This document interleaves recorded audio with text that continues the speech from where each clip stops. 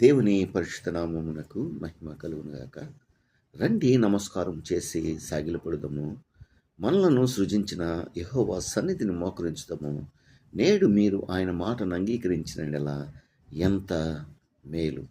కీర్తనలు 95:7 దేవుడు తన పరిశుద్ధ వాక్యమును దీవించునుగాక. ఆమేన్, ఆమేన్. కర్తామము ను దీవించి క్షేమమిచ్చి పంపుము. జీవాహార వార్తనిచ్చి మమ్మును పోషించుము.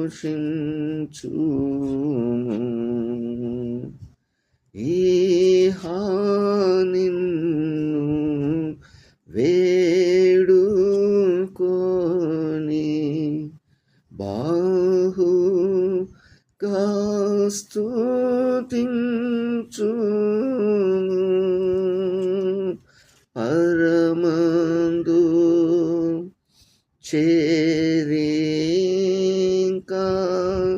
స్తోత్రము చెల్లింతుము.